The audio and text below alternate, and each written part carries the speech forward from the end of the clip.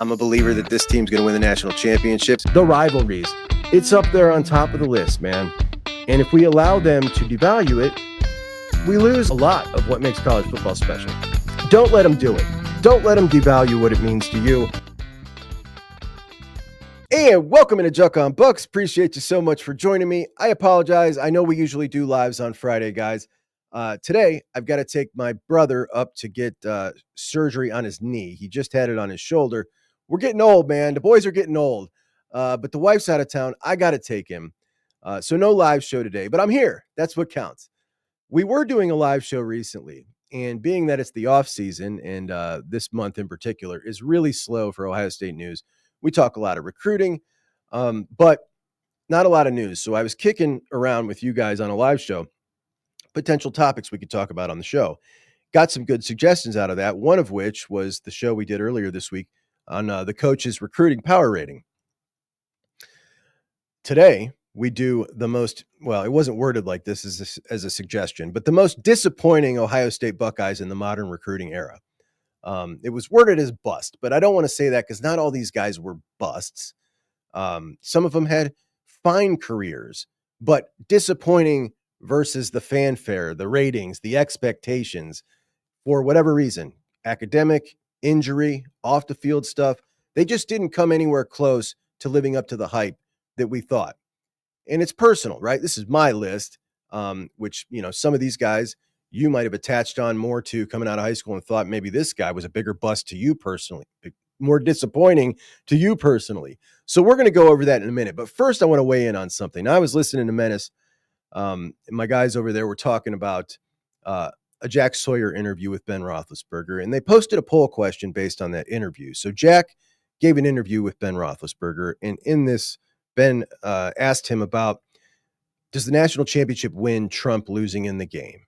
And that was the topic. And Jack gave a really long answer. I'm not going to play it, but essentially that spawned the question. You got one option. You can either lose to Michigan next year and repeat as national champions, or no shot at the national championship, but you get a win in the game. And I was thinking about that long and hard. If you lose to Michigan next year, I want to make sure we all understand what the stakes are there. The last win that Ohio State had against Michigan was in November of 2019, which means in November of 2025, when we head up there this year to play that game, that day when we walk into the stadium, it will have been 6 years, 6 calendar years since you or I saw Ohio State beat that team. And if you lose that game, you're now looking at 7 calendar years, 2019 to 2026, before you have the opportunity to win that game. That's what's at stake. Yeah, they won in 21, 22, 23, 24. That's only 4 wins. But if they add a fifth, November 2019 to November 26 to have the opportunity, that's 7 calendar years, man. As someone who lived through the Cooper era and then saw this thing turn all the way around, you could not have convinced me at any point in the last 20 years that there would be a time in my life that Ohio State would go 7 calendar years before winning that game. Like, and that 7th isn't a guarantee. I mean, that's just crazy. So that's what's at stake should you lose that game. Can you deal with that for another national championship? That's the question to me. What does another national championship mean? Another national championship means Ohio State is unequivocally the number 1 program in college football. The way people have been talking about Georgia for the last 4 years, the benefit of the doubt that Georgia gets for everything, the recruits that go there because they are unequivocally the number 1 program. Ohio State and Ryan Day. Ryan Day, without a doubt, the number 1 head coach in college football. He's the one at the top of those lists for everybody. Having won national championships in 24 and 25, in a rebuild-ish kind of year in 25, losing the whole team. Crazy accomplishment. Kirby did it in 21 and 22. Ryan Day is now the new Kirby. That's how he's talked if Ohio State goes back-to-back. The best coach in college football. Ohio State, the number 1 program in college football. Double digits in national championships. You get to 10. Currently, Ohio State and LSU are tied with 3 since the turn of the century. Alabama's at number 1. So Ohio State becomes solo second in the national championship count. That's 4 national championships in essentially the first quarter century. We'll give us one more year, 26, but 4 national championships in the first quarter century of the 2000s. So there's certainly a lot to lose as an Ohio State fan, accepting that sentence of going 7 calendar years before the opportunity to win the game again. But when you look at all there is to gain, winning the national championship again, how much more is there to gain by beating Michigan? Pride in the rivalry, which means a ton to me, and I know it means a ton to a lot of you. I also know there are some of you who care a lot less about that than you used to, whether that be the way they've acted throughout the cheating scandal. Some of you would rather not even, give them the opportunity of participating in the greatest rivalry in college football anymore because of that. I'm not someone who minimizes the rivalry whatsoever. I think you can have both the rivalry and the pursuit of the national championship mean just as much to you, but be separate things. That's the way I've compartmentalized this. But in this particular scenario, in 2025, with what's at stake for Ohio State, should you win the national championship, to me, winning that national championship outweighs the other thing. It just does. And for me, my choice is I'm winning the national championship and accepting the loss. I'm accepting the loss in the sentence of the 7 calendar years before an opportunity to win that game again. I want Ohio State to be the number 1 program in the country in my lifetime. I want them to be regarded unequivocally as the number 1 program by every talking head, every pundit, and every honest fan around the country. We got real close in 2015 to kind of taking that mantle over from Bama for a spell. But even if we'd have won that, even if we'd have repeated, I still don't think we'd have got it over Saban's Bama. I still don't think that nationally we'd have been talked like that team, like we took over the mantle. I just don't think so. But the way people used to talk about Bama, the way they talk about Georgia now, we've always been in the conversation, but it's never just been us, number 1, man. It's never been like that. And to have the opportunity to get that, that's what's at stake here. I want that 10th national championship. I want Ryan Day to be that number 1 coach. I want Ohio State to be the number 1 program in the country. That's our birthright, man. We own that. That's ours. And if I got to sacrifice one more year of this streak, I'm willing to do it. So that is me weighing in on that. Now, let's get to the top 12, the top 12 most disappointing Ohio State players in the modern recruiting era. But before we do, please allow me to peel this sweatshirt because it's getting pretty hot down here and ask you to like today's show. And if you have not subscribed yet to the channel, it is, I don't know, man, maybe 200 or 300 away from reaching 15,000 subscribers, which is a really awesome goal. And I've had it for a while. If you could help me get to that, that would be really awesome. Just finished month 15. Getting to that number would be cool. Be the whole kit and caboodle and such. Anyway, when we talk about guys who don't live up to the hype, I don't want it to sound like I am trashing these guys. That's not my intention, because it's not them who walked in the door and said, this is what I'm going to be. It's other people, it's adults who evaluated them and put all this hype on them. They didn't put the hype on themselves. Some of these guys, they had solid careers. They just didn't live up to what we thought. And that's why I don't want to use the word like these guys busted out, because some of these guys did, end up finishing their career somewhere else or end up not finishing their college career at all. Some of these guys had a solid college career. It just wasn't anything like I expected. And again, this is my list. Your list will be different. And my list is, skewed a lot towards guys that I personally, we all have guys that we attach to in the freshman class when they come in and we're like, yeah, that's the one I like. I like this guy too. And we talk about the ones that we really like. We kind of buy stock in them. And if their career pans out, we pat ourselves on the back and tell everybody, yeah, he was one of mine. I was on him early. And there is a fella here at number 12 that I was in on early. And boy, the freshman season validated me, and that is Jamal Berry, a running back out of Florida, big time recruit, 5-star, number 3 running back in the class. I thought he was going to be so good. And then he came in and rushed for 7 yards a carry as a freshman. And it looked like we had ourselves a dude. And then some weird stuff started happening, man. He assaulted somebody on campus. The professor or something, when it happened, was talking about him being like weird, out of his mind, couldn't remember his name. Then he had some drug charges after that. Anyway, ends up transferring out. and that was that with Jamal Berry. But wow, that is a guy that I thought was going to have an amazing career, superly highly rated out of high school. And then he came and actually proved it on the field at 7 yards a clip.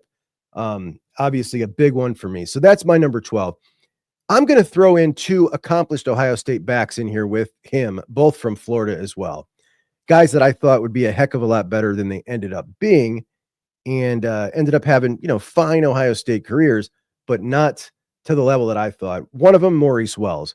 He was the number 4 running back in the country, 5'9", 180, expected to be some kind of, shifty blazer. He was not. He was not a shifty blazer. He was a guy who played a lot of football at Ohio State, and his average yards per carry was about 3.5 for his career, which is really, really low for a guy to play that much football at Ohio State. And another one who, again, solid dude, solid Buckeye, but Lydell Ross, brought in by John Cooper to replace Eddie George, did not work out that way. Ends up playing for Tress, gets supplanted by 5-star freshman Maurice Clarett. Then, of course, we have Clarett for 1 year. Lydell Ross is the starter again and again. Lydell Ross had 2 more years after Clarett as the leading rusher at Ohio State. Both of them just just under mid, man, just under mid. And he was a really highly rated back, and I thought he was going to be really good. He looks great in a uniform, but averaged less than 4 yards a carry in his career. All right, number 11. This is a running back who, to me, had high school film that is some of the best I've seen from a running back in the last probably, 20 years. It is up there with the best of the best. Granted, the competition wasn't great in the state of Indiana, but at 6'2", 225 in high school, fast as lightning, physical, strong, Rod Smith looked like he was going to be, this was the next Eddie. He really looked like that. He was rated like that. And he was so good and so physically gifted that he had a pretty lousy career at Ohio State and ended up playing in the NFL for several years, backing up Zeke for the Cowboys at one point. And when he would get in the game, he was good. He was an NFL back, an NFL dude who was just a bit of a bonehead, man. He was a bit of a bonehead, and he fumbled the ball, and it just never worked out. But what a talent. I thought he was going to be so big. Number 10, personal for me, man. This one hits close to home. And he played 4 years at Ohio State. A solid career by any measure. But Dante Booker Jr. was the number 1 linebacker coming out of high school. 5-star Mr. Everything. 2-time state champion at my alma mater. Him and Paris Campbell on the same field together. It was Dante Booker that stood out as the 5-star every game. Dante Booker Jr., his dad was just enormous, played at Auburn. Everything about Dante Booker, his arms, they were so long. He was so fast and instinctive and laid the wood. You could not have convinced me that kid wasn't going to be an All-American. You just couldn't have. He was so dominant and, just pretty mid, and I could never understand why. Number 9, the reason kids from Ohio are no longer allowed to get the number 1 defensive lineman rating in the country. And that is Rob Rose, man. Rob Rose, another guy who did some good things at Ohio State. But Robert Rose was the number 1 defensive tackle in the country. And coming out of Glenville with that nasty attitude and the pipeline and the guys that have come from Glenville, when Rob Rose came rolling into Ohio State, we all thought that it was on. We thought we had a monster. Didn't turn out to be that way. He makes my list because I was so high on him personally. At number 9, how about Torrance Gibson, man? Torrance Gibson, as a 5-star athlete, a quarterback in high school. He played in Florida. Was it Hermitage or Heritage? Maybe Heritage. Let me check that. I got to double check that. Yes, American Heritage, Brandon Innes' high school. But coming in, big battle with Miami. Buckeyes win the recruitment. He comes in, and it looked like you got another potential TP here. Not obviously rated like that or quite as big or thick, but the athlete he was, the attitude he had, it was brash. It was Miami, and we had him at Ohio State, and it just felt like a different kind of swagger. The excitement was through the roof. Ends up switching to wide receiver and getting suspended and like signing with a JUCO, and then he ends up at Cincinnati, and nothing really ever comes of his career. But I certainly thought that he was going to be a dude, and that was a big disappointment for me. At number 7, Justin Swick, man. Justin Swick started off at Orville. I didn't hear about him till he got to Massillon, and boy, that junior and senior year at Massillon, around here in Northeast Ohio, this guy was talked about like he was going to be a top 5 pick in the NFL draft, just stopping by Ohio State to win a couple national championships and a Heisman. And the story of his career, really interesting. We've since got to hear him talk about it, and he talks about it in a very open and honest way. They told him they were not going to take another quarterback in the class, and then they take Troy Smith at the very end. And Troy Smith obviously just was a better quarterback. Swick still played in 24 games. He stuck it out. That's awesome. He's a Buckeye. This day and age, that doesn't happen. Back then, you had to sit out a year, which was a big deal. So you didn't really transfer much. Like we look at Aaron Noland, he stuck around for 1 year. Julian saying, same kind of situation, although it was a transfer portal, but they told Air, we're only going to take you, and you bring in another quarterback. Air eventually leaves. And that was the same situation Zwick had essentially. But, he competed his butt off. He just never was anywhere near the quarterback that I think a lot of us thought he was going to be. Coming out of Massillon, the prolific high school career, he kind of had the prototypical everything you were looking for at the time, and it never was to be. At number 6, a guy I really like, man, Julian Fleming. Julian Fleming definitely makes the list as the number 1 wide receiver in the country. He's huge. He's athletic. Not long ago, we were reading his high school scout report, and Steve Wiltfong had written it. And talking about jumping out of the gym in basketball, 360s and windmills and the crazy athleticism. Obviously, he gets injured several times at Ohio State. And we never, I don't think, got to see that kind of athleticism out of him. Really nothing close. But he blocked a lot, man. Everybody really liked him. He was a good Buckeye. He transfers to Penn State. And at the time, I think a lot of us thought, all right, he's going to be their number 1 guy. I think he had less than 200 yards receiving. Somehow got signed on to play for the Bengals for the Packers, or signed on to their practice squad here, and just got cut because he couldn't pass a physical. So I hate putting the guy on here. I do. But we're talking about a number 1 overall wide receiver who turned into that, 200 yards in his final year of high school. That is a big disappointment. At number 5, a blast from the past, man. Louis Irizarry, a 5-star, the best tight end we've ever had out of high school at Ohio State. I think he was the number 2 tight end in the country out of Youngstown, Ursuline. Was he out of Ursuline? I think it was Ursuline. He flips from Miami. So he originally committed to Miami. 6'5", 225 to 250. Got himself arrested for a robbery. Got himself arrested for an assault, all while at Ohio State. Obviously gets pounded out. Ends up going to prison for I don't know. He got a 3-year sentence. I think he served 6 months. Ends up at Youngstown State, and then and washes out of the sport. But we're talking about a guy that people were comparing to Kellen Winslow. And obviously that didn't pan out, but I do think he even made a practice squad. He was so naturally talented. He might have made the Bengals practice squad at some point, but super bust. At number 4, oh buddy, Sammy Maldonado, man. Sammy Maldonado out of the Bronx, one of the best running backs in the country, top 2 running backs in the country. Comes in as a freshman, and literally coming out of spring, this dude was pushing for number 1 reps against Johnny Wells when he was a senior. Obviously, that's huge, right? For a kid that age, size, power, speed. And it never looked like that when he was carrying the ball at Ohio State, which didn't happen much before he ended up transferring to Maryland after 2 years and not doing much there either. But a huge hype machine coming in with Sammy Maldonado. Number 3 for me, got to be Tate, baby. Tate Martell, Bishop Gorman quarterback. Kid was on Netflix in high school. Number 4 quarterback in the class. Top 50 overall prospect. Big personality, really cocky, rich family. It created a lot of hard opinions on him on one side or the other. A lot of people hated him.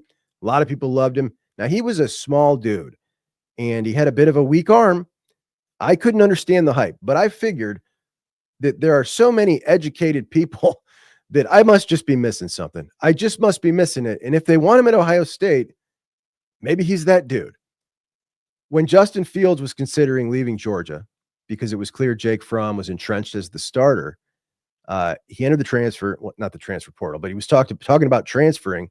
And Tate Martell famously tweeted, "Word of advice, don't swing and miss, especially your second time," which was, he was trying to deter him from coming. Of course, Justin Fields comes. Tate also said something like, why would I leave? Why would I leave for someone who hasn't put a single second into the program? So really unfortunate for Tate. Fields comes, Tate leaves, ends up going to Miami, goes to Miami, and we just assume, all right, let's see what he's got. And I don't know about you, but I was excited to see what he's got at Miami. He gets beat out by a freshman. Then he transfers to UNLV. Dude never could even play there. Goes back home to Vegas and couldn't play there. So for a guy with that kind of hype coming out of high school to never even be able to play anywhere, pretty sad story. At number 2 for your boy here, Mike DeAndrea, man. Mike DeAndrea, and it ain't all his fault. Guy had a lot of injuries, but Mike DeAndrea was the number 1 linebacker in the class. And the fact that he comes in with Bobby Carpenter, who was a blue chip recruit, and AJ Hawk, who was not, and what those two became. And DeAndrea was the dude that was supposed to be the next Katzenmoyer, 6'3", 230, number 1 linebacker in the country. Guy dinged up a lot, but really, even when he was on the field, he never looked like that kind of guy to me. So that one stung. At number 1 for your boy here, man. This is a guy that I thought had top 5 NFL draft potential. This is a guy that I think Urban Meyer felt the same way about. And it was, for me, so much about how Urban talked about him that made me feel like the hype was totally justified. This guy was a freak. And number 1 on my biggest disappointments list at Ohio State is Noah Spence. Noah Spence was obviously a 5-star, the number 1 defensive lineman in the country, played 12 games as a freshman, played 13 games as a sophomore, 50 tackles, 8 sacks as a sophomore. Then he was suspended for MDMA, failed another drug test, and the Big Ten made him ineligible. Could never play in the Big Ten again, which I've never really heard before or since. Dude was so talented, he goes down to Eastern Kentucky and gets picked in round 2. So pick number 39 overall, which is borderline a first rounder out of Eastern Kentucky. That's how talented he was. Wins the defensive rookie of the month in the NFL. Kicked around for a couple years. Had he started at Ohio State for years 3 and 4, guy could have been a top 5 pick. Could have been something really, really special. I don't know if he had a drug problem or if he just had a couple unfortunate slip-ups at the wrong time, which can happen as well. But man, oh man, Noah Spence for me was the one that I was most heartbroken about. So that's my list. I, of course, have some honorable mentions, and I'm sure you're probably thinking of several of my honorable mentions right now. And maybe you got a problem with some of the guys I put on there, but I'd love to hear about it in the comments. Let me know who your list is. If you got a couple that stand out that you want me to add, I'll talk about them on the next show in the comments. But an interesting discussion, and I think it's always cool to then look at the flip side of this as well, and that is the guys who come in with little to no fanfare and end up becoming that dude. So I got a little list on those guys as well. So guys that came in who were not supposed to be that guy, who were, 3-star, not much. How about Devin Smith? Devin Smith was a 3-star, the number 55 wide receiver in the country, ends up becoming one of the best long ball catchers we've ever seen at Ohio State. Obviously, we got the ones that we all talk about all the time. Whenever anybody talks about a 3-star, Chris Olave gets brought up. James Laurinaitis gets brought up. How about Malcolm Jenkins? Was also a 3-star, the number 58 cornerback in the country. Brian Robisky was the number 61 wide receiver in the country. Santonio Holmes was a 3-star. Chimdi Chekwa was a 3-star. Bradley Roby was a 3-star, the number 42 corner. Jonathan Hankins was the 500th ranked player in the country, a 3-star. BB Landers was a 3-star, the number 680th player in the country. And how about the 5-stars that absolutely were that dude, that were everything they were supposed to be? Teddy Ginn, number 2 overall, definitely lived up to all the hype. Beanie Wells, the number 1 running back in the country, definitely lived up to the hype. TP definitely lived up to the hype, in my opinion. Obviously, we would have loved to win a national championship with him, but he certainly lived up to the hype to me. Devere Posey, wide receiver number 3 in the class, he lived up to it. Jeff Okuda, Chase Young, all lived up to the hype. Garrett lived up to the hype. So, fun little exercise. You guys let me know your thoughts, man. I was listening to an interview last night. So Pierre Dean out of North Carolina, Mark Givler doing his Southern Swing. Talked about it the other night when he was talking to Tyler Atkinson. So he's talking to PJ Dean in North Carolina, and PJ Dean, just a total stud, man. Absolute. The guy is being recruited as an offensive and defensive lineman, was originally an O lineman. Georgia started talking to him about, hey, maybe you should be playing defensive line. We really like your defensive line film. And he starts getting into it, loses some weight.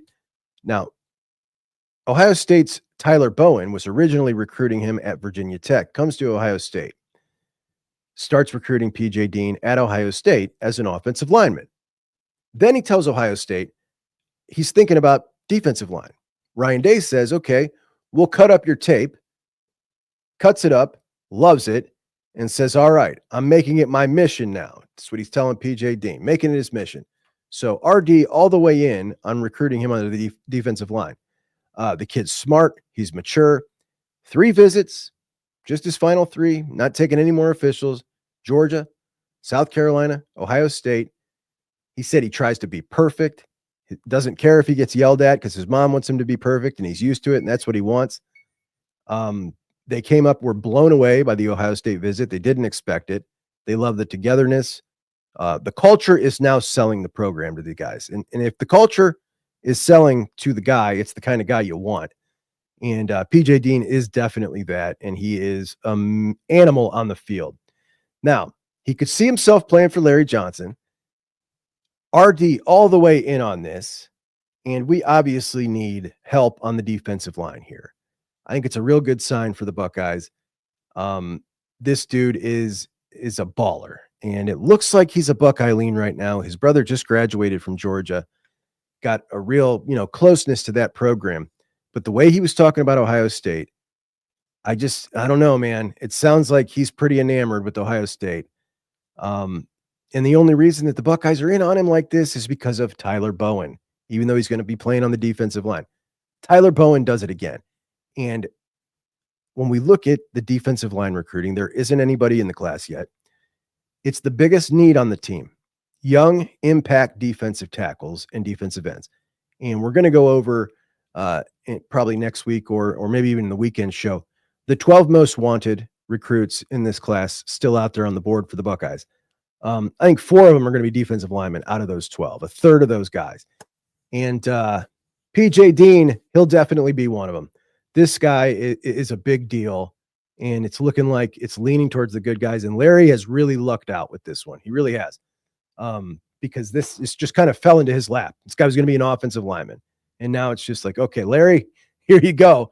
we got you one here, and Ryan Day all the way in on it. So I love that. President Trump starts a committee to take a look at college football, and he takes Nick Saban and the mega booster at Texas Tech, and he's going to put them as the chairs of this committee. What in the hell do these two have in common? I don't know. This guy's over here buying commits for Texas Tech. He's worth $4.1 billion. And then you got Nick Saban. It would seem to me like these guys are on opposing ends of the argument here. And maybe they are, maybe that's by design. But there are two things they're looking at: frequency of portal use and unregulated compensation. I don't know what unregulated compensation means exactly, but I am very interested to see what comes out of the first initial meeting from these guys. Those are two things that bother me the most. The way the money is dealt with. I feel like the portal, the portal is not bad, but I want it to be back to, you can transfer once with no penalty. If you want to transfer a second time, now you got to sit out a year like it used to be. And then you got the exemptions for medical, for coach leaves. I'm fine with that too. Obviously you drop down a level. That's fine. That's always been fine. You were always allowed to play immediately if you drop down a level. But one transfer, second one, you're sitting out a year. I think it squares away a lot of the issues. As far as the money, unregulated compensation. Yeah, man, there is no regulation in the compensation. I'd like to see a regulation as well.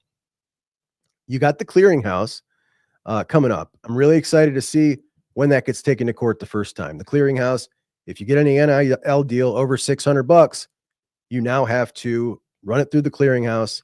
They judge the market value of that deal, and they tell you whether you can accept it or not if you want to be eligible. And it's going to go to court. And as soon as it goes to court, we're going to find out, all right, like if it holds up in court, we've solved a lot of issues. If it gets shot down round one, it's over. It's done. You're back to square one. So we just got to see if that works. But it is really interesting to see what these guys got on the docket. Nothing bad's going to come out of this from my point of view, because any change is a good change here. And I know a lot of people will say, when you look at the competition around college football, we see so many more teams that are now competitive. And I think that's right. And I love that. But I think you can keep that part of it and still kind of rein in some of the nonsense. Guys transferring like Chip Trainum for playing 4 different colleges in their career. It's just insane. I hate it. And I think it's bad for the sport. I told you the other day, it took me 6 hours to do that top 25. The reason it took me 6 hours because I had to go to every single school and look through the 16 guys that came in the transfer portal and the 24 that left. That's crazy, man. You got to deal with that on top of the 24 guys that come in as freshmen and the 20 that leave as seniors or to the NFL. Like, I don't, it's just not, that's not a team. That you lose so much like that. I hate it. Anyway, I'm really excited to see what they got to say. Heading out of spring, it's never been more different than it used to be. Now, obviously, we got what happens in spring and then the spring portal, which changes a lot of what teams look like. And it's, a good time to do a top 25, which is why I did mine earlier in the week. And now we've got to go over a couple here. I want to take you through. Brandon Marcello of 247 has done his. And this is a doozy, man. If you thought Indiana fans were mad at me, wait till they see Brandon Marcello's top 25. Marcello's got what is kind of becoming a pattern here, a couple of them. Ohio State, Texas, Penn State, and Clemson kind of becoming the consensus top 4. Then you've got a tier 2 that includes Georgia, Oregon, and Notre Dame in any order. And it seems like everybody's got LSU and Bama right together at 8 and 9. He's got Florida at 10. His 4th rated Big Ten team is Illinois at 12. And then he's got Michigan, and that's it. He's got 5 Big Ten teams. There are 5 Big Ten teams, 9 SEC teams. There are 6 Big 12 teams. He's got more Big 12s than Big 10s. 4 ACC. If you add Notre Dame, that's 5 ACC. So the Big Ten tied with the ACC here, basically. And that's behind the Big 12. four less teams than the SEC. So we got us a shill here, man. And then we've got Mark Schlaubaugh of ESPN. He has Penn State, Clemson, Texas, Georgia, Ohio State at number 5. He had Ohio State number 1 before the spring. Now they're number 5. I just don't know how you have that much movement from a team number 1 to number 5. That's pretty bizarre. He's got as his 4th rated Big Ten team, Illinois at number 11. And then he's got Indiana at 17, Michigan at 20, and that's it. So he's got 6 Big Ten teams. Not a lot of respect going on with the Big Ten. But, yeah, man, interesting stuff. A couple of your comments before we bounce. Luke Dojo says, Illinois at 4, be reasonable. Well, I just read to you 2 other Big Ten, or Illinois at number 4, in the 4th rated Big Ten team in 2 different top 25 polls from the national guys who are, very well respected. Anthony says Oregon had 11 DT transfers alone. This is Oregon's transfer portal class, all 11 of them. There is, in fact, just 1 defensive tackle in their portal class for 2025. They said we're straight, we're square. And that's something to tell me that they're good. They like what they got. Timper says, great show. I hope you can do one on Tyler Bowen's assistant coaches and LJ's assistant coaches. I know he lost one to Texas, but who did he replace him with? And how many does he have? He has 2, Miguel Patrick and Tony Washington Jr., who we did a show about. He came from UCLA, was coaching their outside linebackers, had his own room, chose to give that up to come be an assistant under LJ. And I was hoping he would get really involved in recruiting. I haven't heard many of the recruits talking about him, but we'll see what happens here. But yeah, sure. We'll do that. We'll do that in a segment next week. We'll go over that for sure. So anyway, guys, that's our show today. We'll probably do a live weekend show. I'd say Saturday, maybe at around noon. Let's shoot for that. Unless there's something going on that I'm not thinking of sports wise that you guys might want to do. But all right, we'll get together Saturday at noon. So let's do it. Tomorrow at noon, we'll do a live show. And I don't really have anything planned, but I guess we'll just pop on and talk about what we talk about. We could do, and we will do soon, the my 12 most wanted recruits out there for the Buckeyes. That's something I want to get to, if not Saturday, sometime early next week. So don't forget, Monday, we have got Jordan Thomas's announcement. Monday at 2:15, Jordan Thomas's live announcement. The Golden Juckeye is on the Buckeyes, and that is going to be a big one. If we miss that one, it's going to be a real crappy feeling because, you've missed out on corner after corner this cycle. So, all right, that's it. I appreciate you guys. Be sure to like and subscribe. Talk to you soon. Juck on Bucks out.